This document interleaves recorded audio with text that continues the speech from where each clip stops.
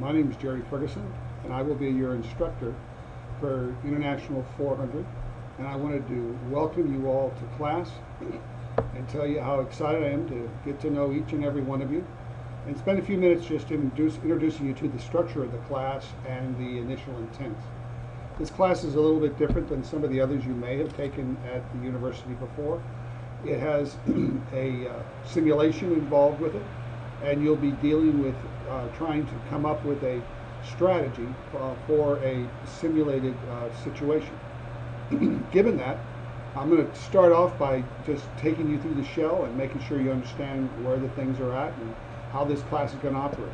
First of all, as with many of your courses, I have put in introductory comments here underneath my instructor that gives you a little bit about my background and my interests. I've spent the past 40 years in business environments of international businesses, including CEO of a $1.6 billion corporation. And I'm currently working for the state of Texas in a senior executive role with the state of Texas Department of Public Safety. And I'm also a retired Navy captain with 30 years active in reserve. So that gives you an idea about my generality background. I'm looking forward to getting to know each of you and seeing your interest and your background. So I encourage you to give me some of your biographical background in class, and we'll look at that in just a minute. I'm going to take you through a little bit of the class structure so that we're all on the same page. I encourage all the students to read the announcements as soon as you get logged into the class. There's a number of them here that are time sensitive that I want to bring to your attention. And hopefully you'll be looking at this video early on during the introductory week. In this course, like I said, we're going to be using a simulation, and the material is provided here for you to go into. You will have to purchase that simulation as you would with your books, and the information is in the syllabus to allow you to do that. In the simulation, you're going to be using some case studies, and you're going to pick scenarios relative to that case study, and it's going to be involved in using Central America as our foundation for that study. As we get into the simulation, you'll find that it has case studies as well as a marketing simulation that you can run. We won't be using the marketing simulation for this class, but because you'll own it, I would encourage you to go ahead and run it just for your own education and experience. You make decisions, and then it shows you what those decisions resolve around. We'll be using the 5 case studies that are embedded in the shell to drive this class, and those case studies you'll be able to download from the site when you pay for access to it. One of the messages right here tells you how to get in and to obtain the rights to use that simulation. You need to do that as soon as possible. If you review this material before class starts, I would encourage you to go ahead and do it, because they send you the logon information via express mail. They can't send it via the internet, so you're going to get it through the mail.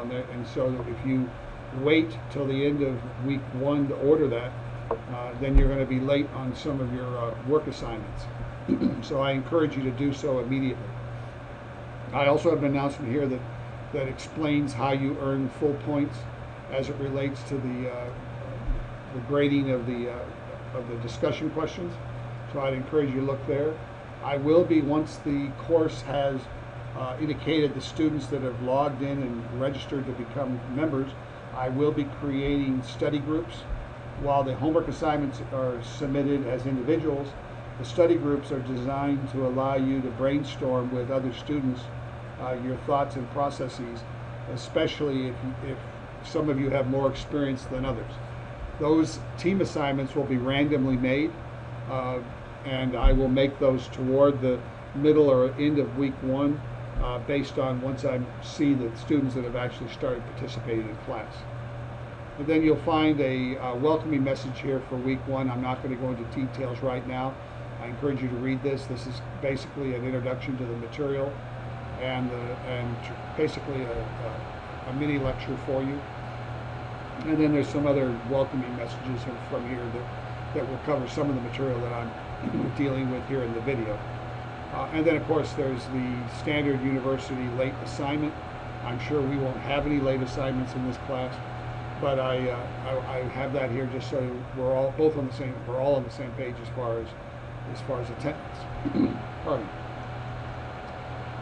Is a little bit more information about myself. Besides being in corporate America for 40 years, I currently live in Hill Country, Texas, which is just north of San Antonio, so I'm on Central Time. And you'll see me in the classroom. Normally, I'm in early in the morning and throughout the day. Less likely in the evening. So if you post a message in the evening, you may not see an answer from me until the next morning, but I try to respond to all inquiries and all messages within 24 hours or less.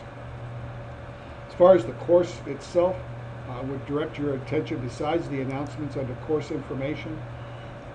This is where you're going to see the course syllabus, which I encourage everyone to print and become familiar with. You're also going to see several writing links to help you as far as APA and writing style in general. Pardon me, and then some disability and thinking process issues that you might want to deal with. And then, of course, the student services links that are shown here at the bottom of the page. I would encourage you to use those if you have needs beyond just this classroom. Then we have the learning module area, which is one that I'm sure if you all have been in the program for a while, you're quite familiar with this area. That's the core of the course. It's going to give you the course description and the outcome, and then the modules for each of the 8 weeks of the course. So, for example, for week 1 module, it shows you the overview of the course, the objectives, the planning at a glance as far as, and right here talking about joining the simulation, the reading and the assignments engagement issues here, and then we'll discuss the discussion questions, and it also has some information relative to the final course information as it pertains to this course. And is the fact that we're going to be using Latin America as our choice. There's Asia and Latin America. In the simulation, we'll be doing the Latin American. And then it's got information here relative to the various case studies that we'll be looking at during the next 8 weeks. And then there's also a link to the assignment guidelines for the rubrics as far as how the rubrics will grade and how I'll grade the assignments using the rubric. Learning module is what we had here. Then, of course, there's the backbone of the course, which is the discussion board. And you'll find other general questions that I've already posted in an introductory comment here. I would encourage you to also point here and post just a little bio, nothing harsh or long. Just gives me a flavor for what part of the country you live in, maybe what you do for a living, what your interests are in the class, and so forth. So this is an area where we can get to know each other better. And then, of course, the discussion group 1 will start right here, and we'll get acquainted in this area as well. You're going to find that there are not graded discussions in each and every week. While there's a gap, for example, where there's not a graded discussion for week 2, you'll be working on your team assignments and so forth. And if you have general questions during that period, you can either email me or use this general question area to help with those questions. I'll be adding some team assignment areas and a discussion forum for each team to use in this area, probably toward the bottom of the page. So you'll have a field where if you're assigned to a team, I'll be telling you who your team members are, and then there'll be a room here for you and your team to go in and post questions and discussions, so you can have an open forum throughout the course in that area, and thereby keep a record of your conversation as well. And then I'll jump in there every now and then just to make sure everything's going all right. And if you do have a question as a team, I would encourage you to send that to me via email rather than post it in those team discussion boxes, because I may not see those as quickly. Okay? Then, pardon me. Obviously, there's other course tools that you're familiar with, and this is the My Instructor area. The grade submission area you're quite familiar with. We've already set up the classroom so that the assignments are reflected in the timeline, so you'll be able to go through. As you can see right now in the class, 1, 2, 3, 4, 5, 6, there's 7 students currently enrolled. Assuming all 7 of you show up, that would probably mean I'd have a team of 4 and a team of 3 that would be assigned as team members. Again, I won't make those assignments, so I'm sure all 7 show up. The purpose of this course in a broad scope is to help students understand the importance of evaluating the various business concepts you've studied about throughout your degree program and then be able to apply them as a strategic document for the purposes of advising executive management. So what you're going to be doing as a team and as an individual is the team will be working together to help each other understand concepts and to give feedback to each other. I would encourage you to show your work to each other in the team room so that you can get feedback from your fellow students. But basically what you're doing is you're operating as though you were a senior executive in a corporation that's making decisions on doing business in Central America, and you're going to be looking at things like risk assessments and risk avoidance and making recommendations on how to optimize your operation and make decisions that would minimize risk.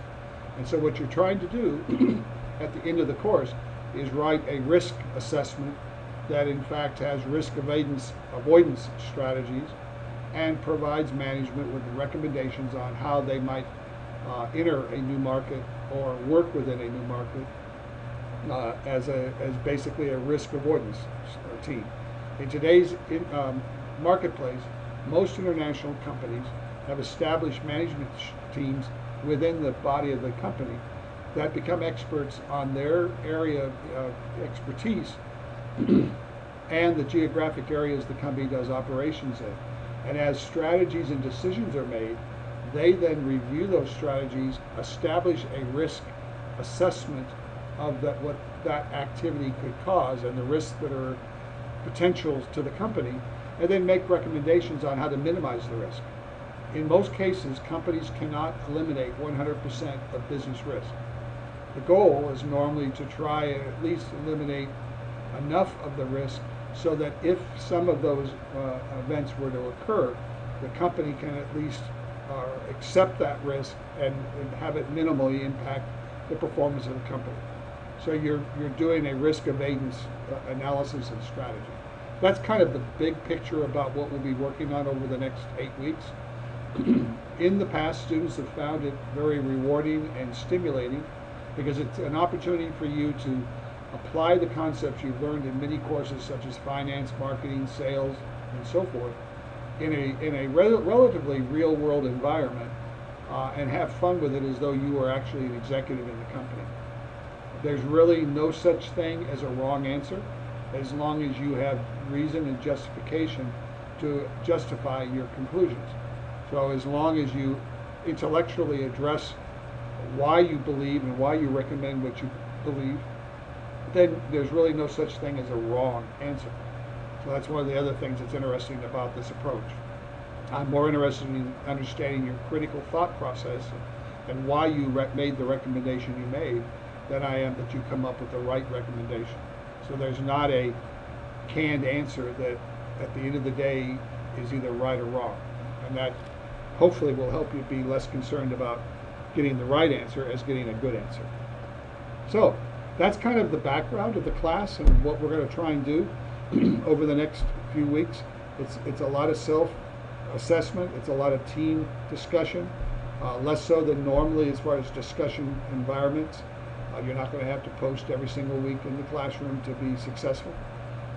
And again, because it's a small class, I think we can have a lot of fun and get to know each other and work well together. So I'm always available.